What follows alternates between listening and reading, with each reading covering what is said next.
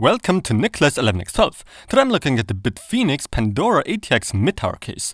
This is a fairly unique case when it comes down to the design, something we don't get to see very often. But at the same time, even though we're looking at fairly standard mid-tower dimensions, this Pandora ATX should be able to hold lots of components, even a whopping 360mm radiator. The Pandora ATX currently comes in at about $135 US. Thank you so much BitFenix for sending me this case to review.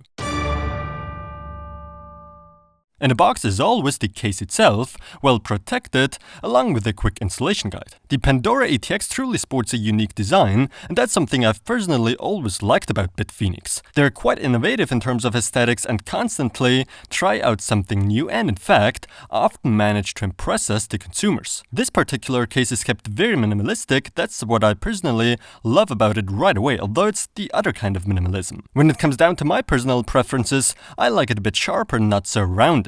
So the design here does not necessarily impress me that much, but then again, it's just a thing of preference. I'm not saying it's bad. To show off our installed components, this case is equipped with a big acrylic side panel window. Very nice indeed. Once again, a mid-tower case with dimensions of 20.3 by 51 by 55.8 centimeters. On the top right here in the front, huge power and reset buttons on the left and right side with power and HDD LEDs respectively.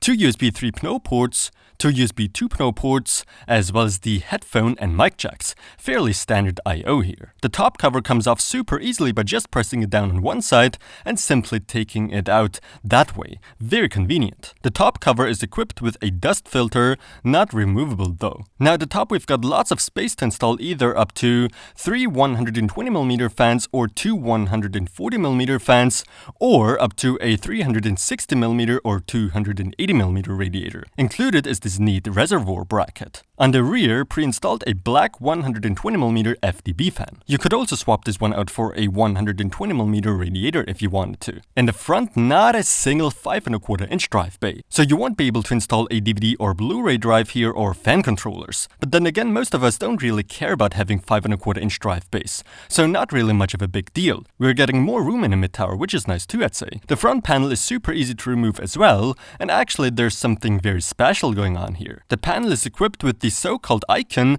2.8-inch programmable color display, which lets us customize our front panel with whatever picture or logo we want. I've tried it out and it works fairly well. The aspect ratio gets adjusted to the one of the display. Of course, that's a low resolution display with not that great of viewing angles and brightness, but it's cool nonetheless. Also, this case features a big removable dust filter in the front that slides out like that. Unfortunately, the direction it slides out is a bit inconvenient, but it's still okay. Pre-installed here is a black 140mm fan. The Pandora ATX, however, also supports up to 3 120mm fans here, or up to 2 140mm ones, or up to a 360 or 280mm radiator. Now that's insane, being a mid-tower that can hold up to 2 360mm radiators, one at the top and one in the front. That's really impressive and allows for some extreme system configurations at a reasonable price. After all, just $135. The side panels don't come off the traditional way with their wings in front. It's a bit of a weird way, but it works. That's what matters. The steel is not very thick on the side panels, especially leading to a lot more flex than I'd like to on the one panel with the big side panel window. Even with both panels attached, there's still a lot of flex going on, something that definitely takes away a bit from the overall quality impression. Standard ATX, Micro ATX, and Mini ATX motherboards are supported. At over $130, the case is of course equipped with rubber grommets and holds up there for tidier cable management. However, the rubber grommets unfortunately tend to fall out fairly easily, as you can see.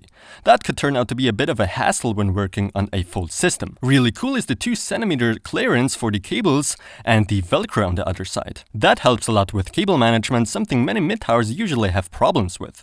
As you may have noticed, there's no HDD cage inside this case. Altogether, to me, the case is very confusing when it comes to drive locations and the amount of such. The installation guide does not help at all. So I might be wrong there, but I believe the Pandora ATX is able to hold up to 3 3.5-inch drives. One here and the other 2 down there on the other side. The installation is not toolless, and just so you know, these 3.5-inch mounting points also support 2.5-inch drives.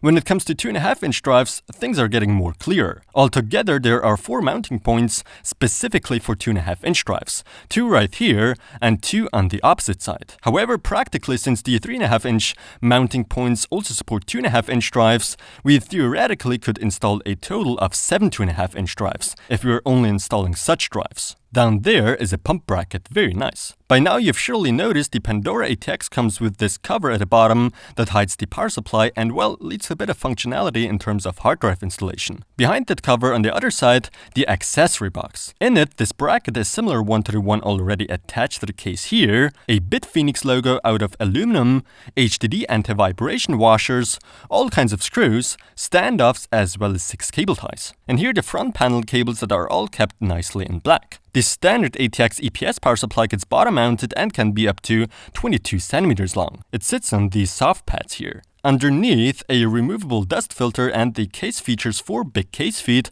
for better PSU airflow.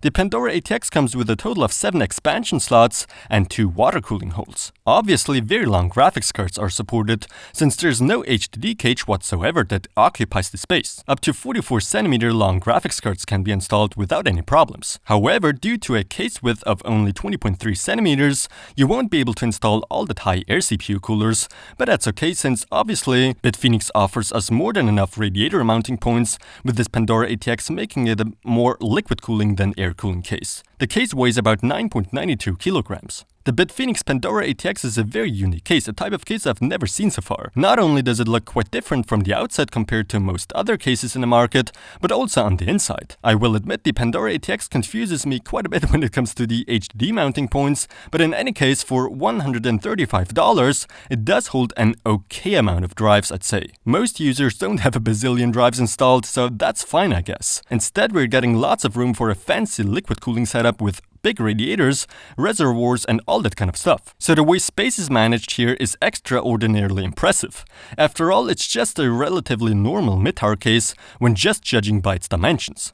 There are dust filters at the top, in the front, and on the bottom. 2 case fans are already pre-installed. High-end hardware easily fits with room for more, as you can see in my case. And yeah, a true highlight, something I've never quite seen on a case yet, is the 2.8-inch color display, which lets us use our own customized logo or picture for the front panel. That's really cool, and I believe that's what makes up much for the price, in fact. Because the price-performance ratio by far is not perfect here. While the features are definitely here, there certainly are several weak points when it comes to overall quality. Some aspects simply kind of feel a bit flimsy, the side panels and the rubber grommets, for instance. While there certainly are some downsides to this case, the positive aspects outweigh the negatives, that's for sure. So with that said, I can definitely recommend the BitFenix Pandora ATX mid-tower case. It's a bit hard rating this case, but I'd say it's more than fair if I gave it my silver award. Thanks for watching, don't forget to subscribe, and visit my website to sometimes see videos there earlier.